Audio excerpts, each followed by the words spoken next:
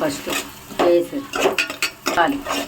జీలకర్ర, మెంతులు, పచ్చిశనగపప్పు, మినప్పప్పు అన్నీ వేసాక వేగాక కరివేపాకు వేసాక వేగాక ఇప్పుడు ఉల్లిపాయలు పచ్చిమిరకాయలు వేయాలి. ఫస్ట్ పచ్చిశనగపప్పు, క్యాబేజీ కొద్దిగా నీళ్ళు వేసుకుని కుక్కర్లో 3 విజిల్స్ వేసుకోవాలి. ఉడికింది. ఉడికాక ఈ ఉల్లిపాయ ముక్కలు వేగిపోయాక ఇట్లుంటుంది నీళ్ళు వేగాక ఉల్లిపాయలు వేగాక క్యాబేజీ పచ్చిశనగపప్పు వేసేయాలి.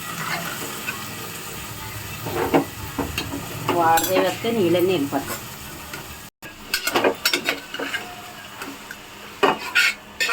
పచ్చిశనగపప్పు క్యాబేజీ వేసేయాలి. వేసేసి మగ్గనివ్వాలి కాసేపు.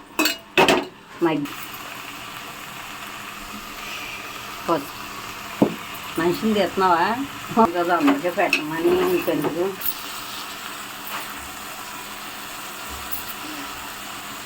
పసుపు మగ్గాక పసుపు వేసాక కాసేపు మగ్గాలి కూర.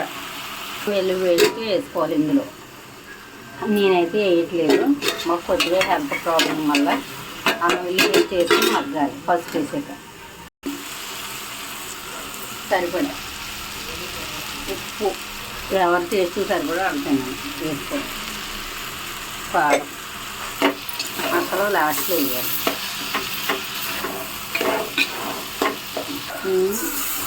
కొద్దిగా నీళ్ళు అన్నీ అంటే ముందు కారించుకున్నాం కదా, ఉడకపెట్టుకున్నాం కదా, ఈ 2 గంటలు తక్కువ నీళ్ళు ఉడక. లాస్ట్లో మసాలా వేసుకోవాలి. ఉల్లిపాయ, అల్లం, ధనియాలు, జీలకర్ర, గసగసాలు కలిపి మసాలా వేసుకోవాలి. కావాలంటే ముందు అల్లం వెల్లుల్లి పేస్ట్ కూడా వేసుకోవచ్చు.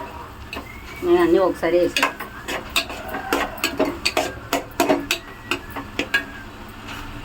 తర్వాత అబ్బాయి ఏం చెప్తాను ప్రాసెస్ నేను చెప్తాను.